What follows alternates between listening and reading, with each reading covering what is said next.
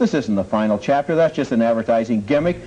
Because of the hubris of calling Friday the 13th Part 4 the final chapter, the filmmakers felt shamed into making Jason not be the killer in Part 5. They thought that would be a good way to save face. See? It's a new chapter. Amazing that there was all this money waiting to be scooped up by another Friday the 13th movie, and they were worried the audience would feel cheated if Jason came back. I bet they were kicking themselves in the balls for tying their hands by calling it the final chapter. They just cheated us! This isn't fair! As it turned out, being cheated was exactly what the audience wanted. While Friday the 13th Part 5, The New Beginning, is a hilariously entertaining cocktail of bad taste, idiocy, and general what-the-fuckness, the audience really didn't like fake Jason. That's why Part 6 is called Jason Lives, which is much more succinct than the original subtitle, "Come on guys, we put Jason back in the movie. Buy a ticket, please." The movie begins with a series of atmospheric shots of the foggy moors, like it's a Universal monster movie. This section would look good in black and white. It's like they're making the Wolfman all of a sudden. Once again, our main character is none other than Tommy Jarvis. I guess this is some years after the events of Part 5. His buddy mentions they were both in the institution, but other than that, Jason Lives seems to be ignoring the previous film. So I don't know if he killed that girl, or she escaped, or it was all a dream, or whatever. A lot of reviewers like to make a big deal over the fact the actor playing Tommy's buddy starred as Horshack on Welcome Back, Kotter. But I've never seen that show, and have no idea who he is. To me, this character is just some random stupid asshole. Jason belongs in hell. I'm gonna see he gets there. Tommy's plan to send Jason to hell is apparently to dig up the body and set it on fire.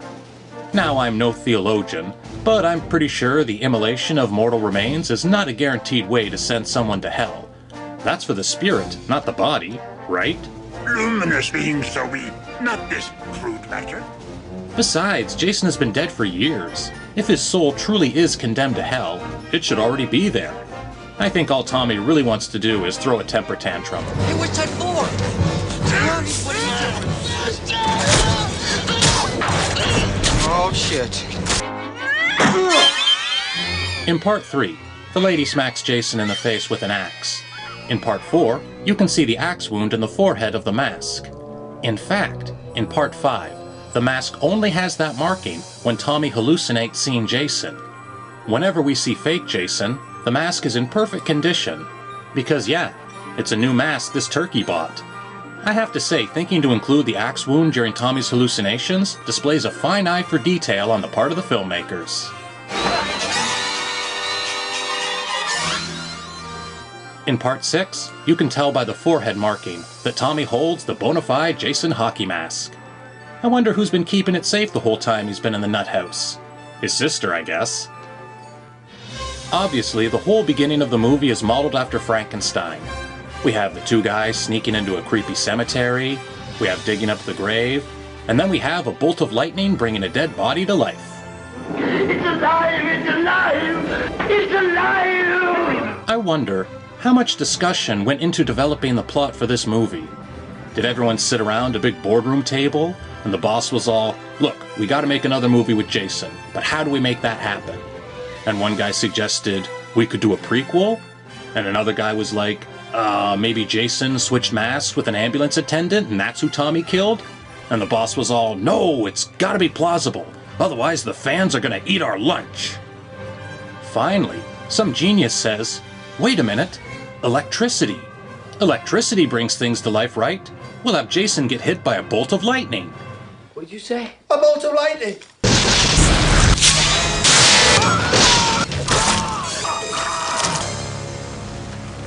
First thing Tommy does is go to the police, which is a smart move. If anyone can protect against Jason, it's them. They've got guns and tanks. Jason's alive. He killed my friend, now he's coming for me. Unfortunately, the cops turn out to be these small-town peckerheads, who clearly joined the police force as high school dropouts in order to get the respect they believe they deserve.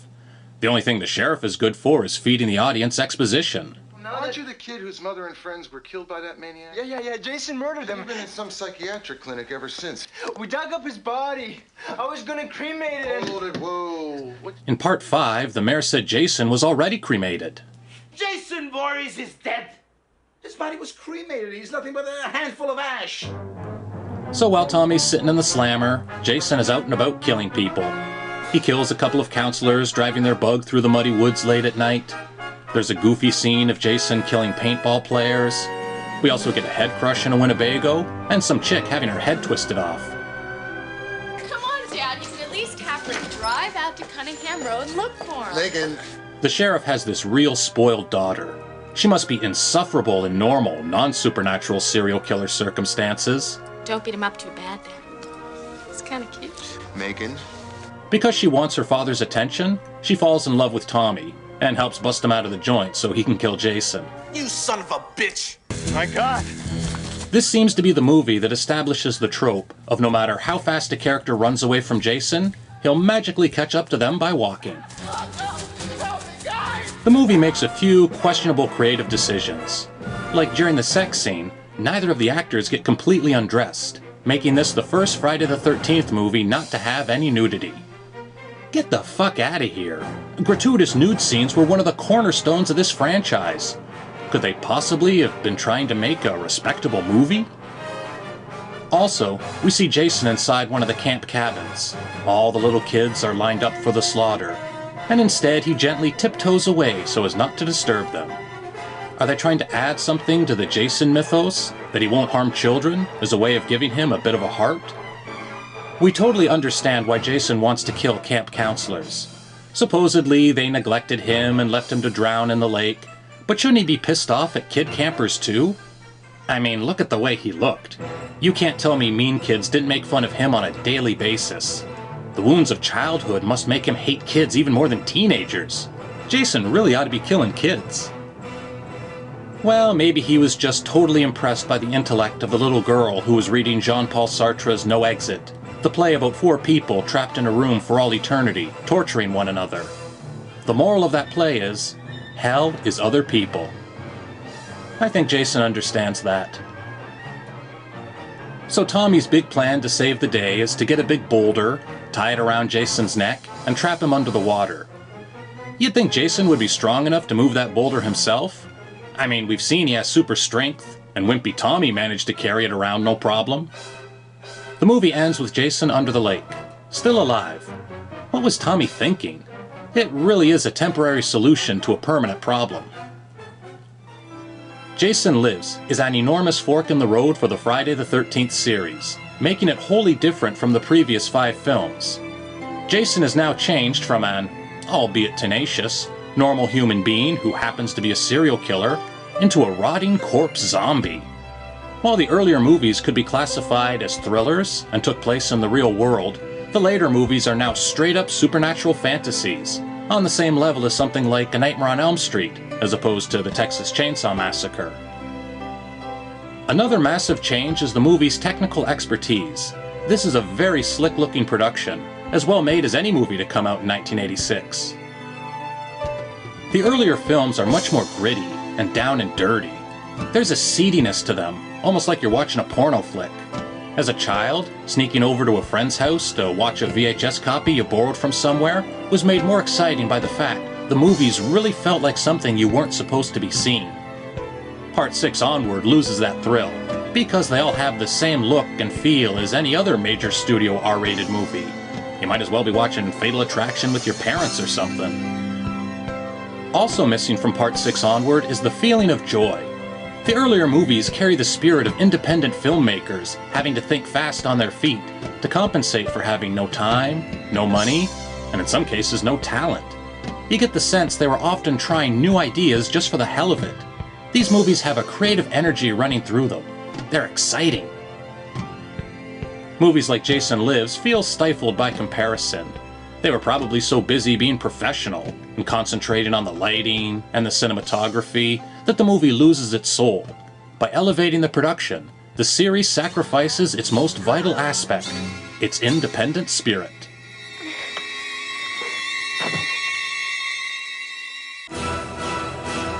It's weird seeing the new Paramount logo at the beginning of Friday the 13th Part 7, The New Blood. This is the one most people refer to as Jason Meets Carrie, which I'll be honest, I always thought was a good premise for a Friday the 13th movie. I mean, we've already done this shtick 7 times, why not throw in a forward idea just to mix things up? Like, done a movie where Jason fights a werewolf that's stalking the same woods he's in, and do another where some aliens land in the woods and they're trying to take Jason aboard the ship so they can anal probe him, and then do another where Jason meets Abbott and Costello. At the start of the movie, Jason is still underwater where Tommy left him. Weird, he abdicated all responsibility. I'll just dump Jason in the lake and the hell with him. Now he's someone else's problem. Some little girl has a temper tantrum because her parents are trying to make her eat her broccoli, or maybe she wants to stay up past her bedtime to watch Mr. Belvedere or something.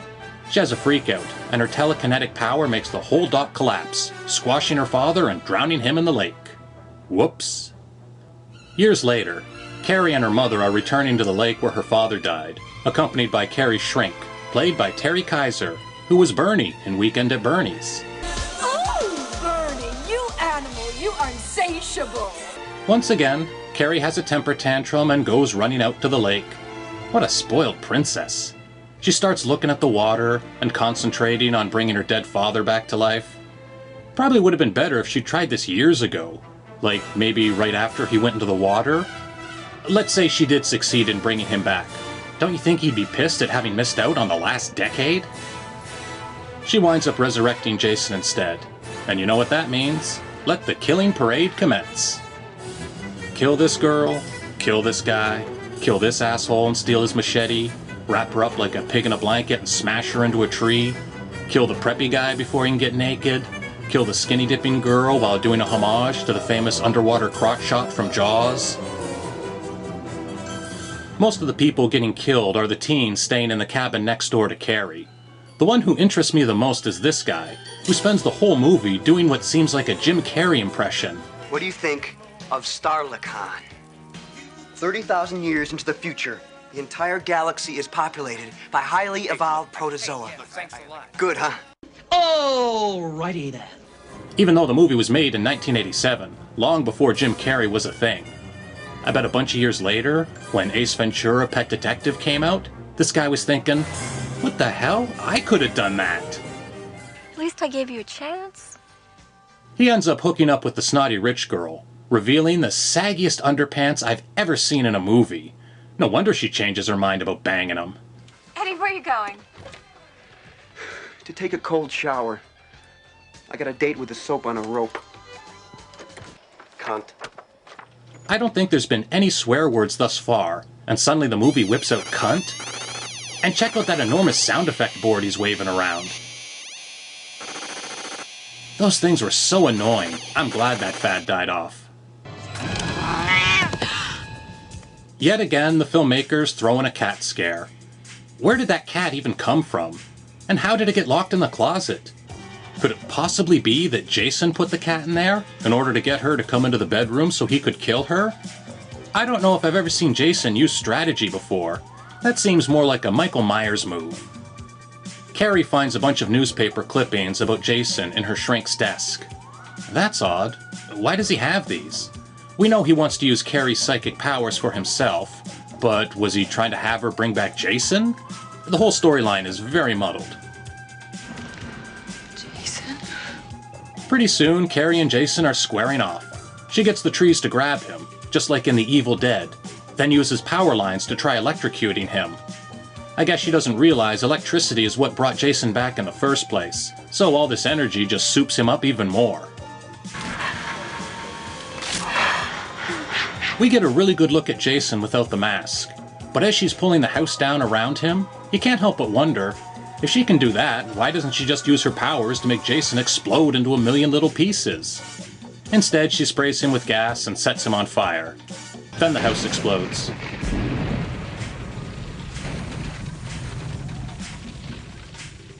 At the very end, Carrie's dead father comes out of the water, apparently holding no ill will over her having killed him in the first place.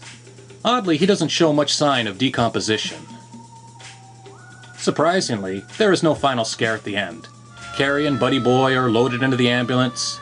Just a very casual, well, I guess the movie's over. And each other.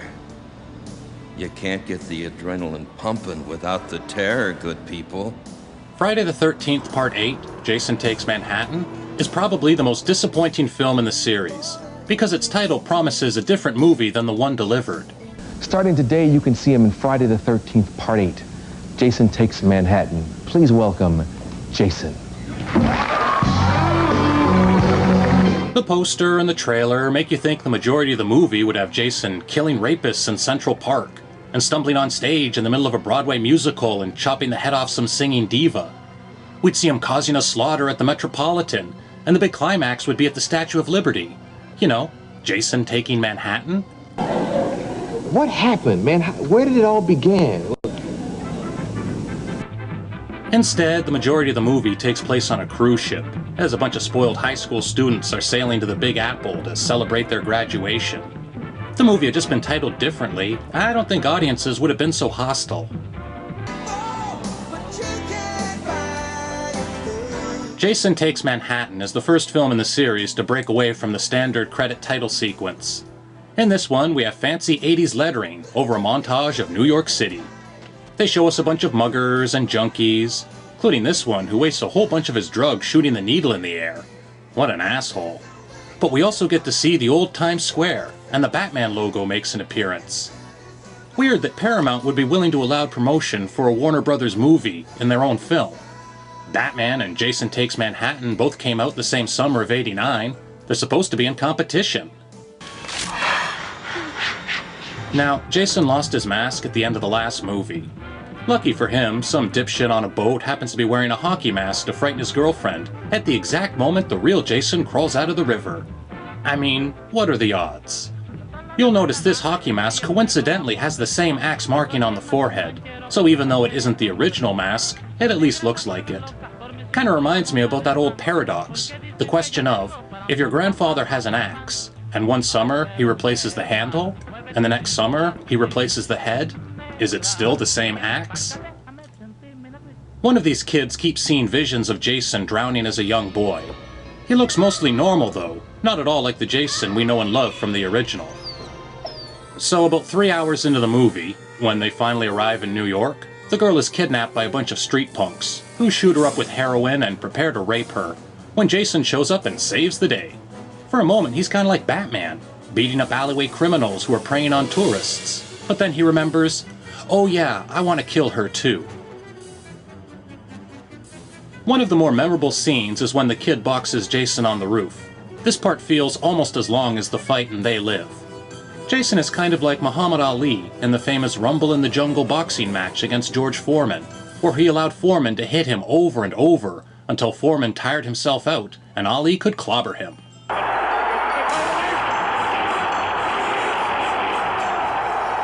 Jason's punch knocks the kid's head clean off, and we even have a POV shot of the falling head. Supposedly, after decapitation, the brain is still conscious for a brief moment. In France, the popular method of capital punishment was the guillotine. I always thought beheadings were confined to the French Revolution, but amazingly, France executed people using the guillotine all the way up until 1977. One French doctor was interested in studying the effects of how long the brain remained active after decapitation. He experimented by going to an execution, and after the head was lopped off, he'd call out the person's name, and sure as shit, the eyes of the severed head looked in his direction, even making eye contact with him. There's a lengthy flashback sequence, where the main girl remembers seeing young Jason in the lake. I guess that explains why he's been chasing her this whole movie? But how could she have seen him as a young boy? Wasn't he already fully grown and killing people? In the sewers, a handy exposition guy explains they get flooded with toxic waste every night at midnight. Can you help us get out of here? Sure can, but we haven't got a minute to spare. What do you mean? Toxic waste, son. The sewer floods out with this stuff every night at midnight. He says it like everyone knows, so I guess that's a thing?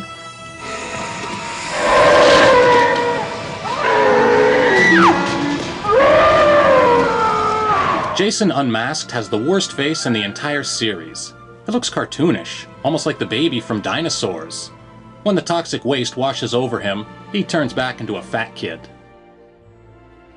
As Jason is being transformed, there's a weird cutaway showing lightning strike the Statue of Liberty. For a second, I thought the statue was going to come to life, like in Ghostbusters 2, but I guess it's just Marty McFly using his time machine again. Supposedly, the reason for not having more of the movie take place in New York was the budget. Filming there is real expensive, and you have to pay off the Teamsters or something. But you know, there's these things called studios where you could have built a New York set. Not every shot had to be Times Square. If they really wanted to, they could have made the movie work. I saw the new movie, Jason Takes Manhattan. You killed 16 people, and you were responsible for the death of 8 others. Total, that's less than what you usually kill in a movie. Are you getting soft? Are you losing a step? Jason Takes Manhattan was a colossal failure that derailed the entire franchise. For the first time since 1980, there were no plans for an immediate follow-up. It took 4 whole years, and for New Line Cinema to buy the series. Paramount was now out of the Friday the 13th business.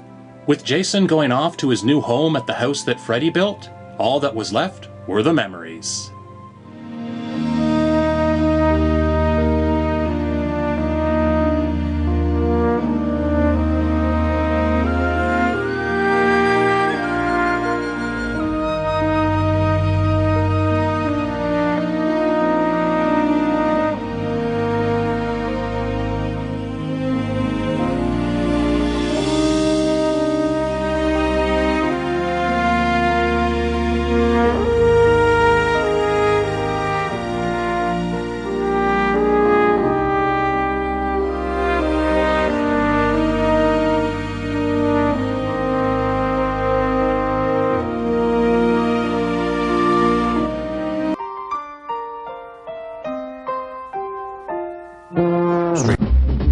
Shenanigans, it's been a lot of fun, shenanigans, but now we've got to run. It's funny how the minutes seem to fly.